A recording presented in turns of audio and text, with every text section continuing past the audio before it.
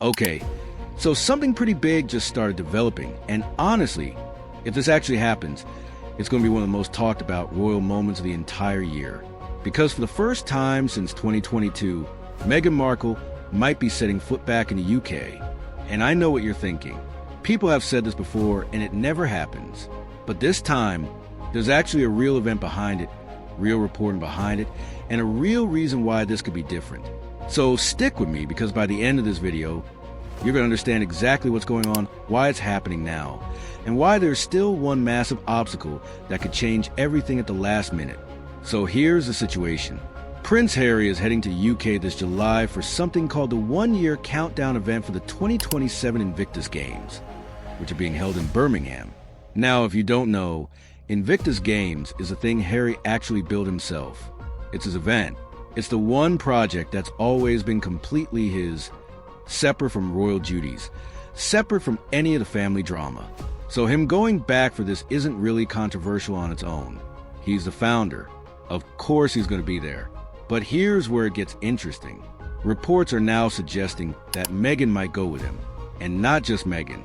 Possibly their two kids as well, Archie and Lilibet.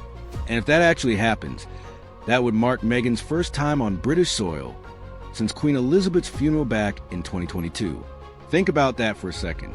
For years since she's been in the country where she got married, where she lived as a working royal, where basically everything that led to Meg's had happened.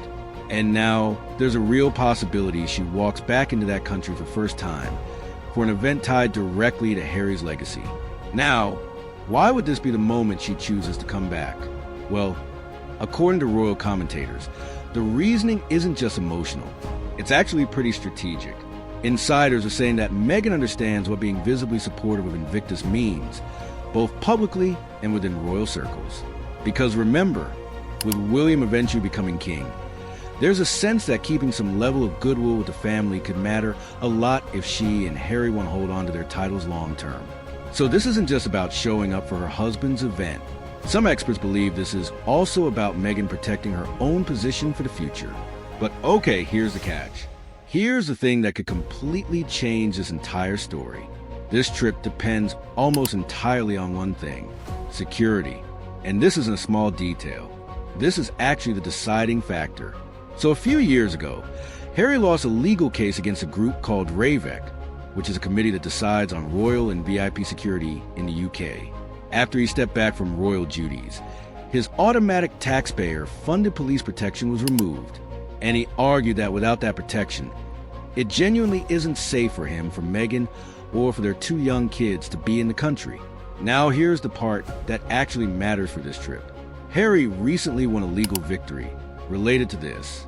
He secured taxpayer-funded security again. But the real question now is whether that security will be extended to cover Meghan and the kids as well for the specific visit. Because if it doesn't, the whole calculation changes. If RAVEC doesn't approve protection for Meghan and the children, then according to reports, this could turn into just another solo trip for Harry. Meaning Meghan might not come at all, and Archie and Lilibet definitely wouldn't. So basically, everything hinges on security review that's happening right now, behind closed doors, decided by a committee made up of police, royal representatives, and government officials.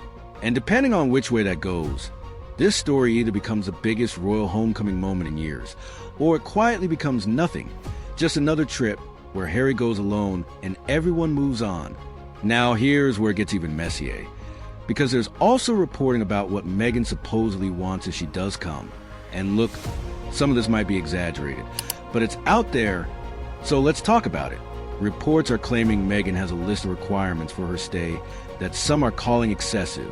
We're talking about things like wanting multiple floors of hotel cleared out just for her and her team.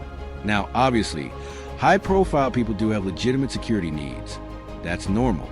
But the way this is being framed in some reports makes it sound less like standard protocol and more like a list of demands that rivals what visiting heads of state get. And that's the kind of detail that, if true, could spark a whole new wave of criticism before she's even landed. And then there's the bigger picture. Because this entire trip is happening at the same time as ongoing conversations about reconciliation between Harry and King Charles. Harry has reportedly said he wants his father to be the one who officially opens the 2027 Invictus Games next year. Think about what that would mean. The king, opening an event founded by the son he's been estranged from for years. That's not just a scheduling detail. That's a massive symbolic moment if it happens. So this July trip, if it goes ahead with Meghan and the kids, isn't just about Invictus. It becomes a test of whether the family can be in the same country, maybe even the same room, without it turning into another headline about tension. Every photo, every interaction, every moment of body language is going to be analyzed by royal watchers around the world. And if Meghan does step foot in the UK for the first time in 4 years, you can guarantee that moment alone will dominate headlines for days. So, let's bring this all together. Right now, what we know is that Harry is going to Birmingham in July for the Invictus Games countdown. That part seems locked in. What we don't know is whether Meghan and the kids will be clear for security and actually join him.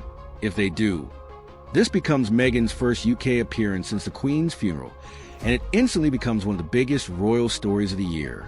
If they don't, Harry goes alone, and the speculation about reconciliation continues without any real progress.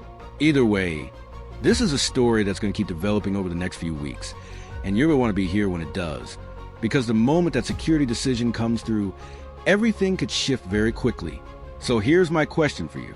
Do you think Meghan actually shows up in the UK this time?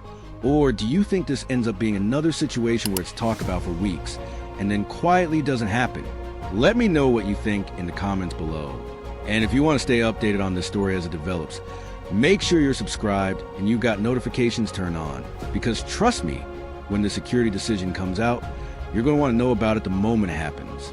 Thanks for watching, and I'll see you in the next one.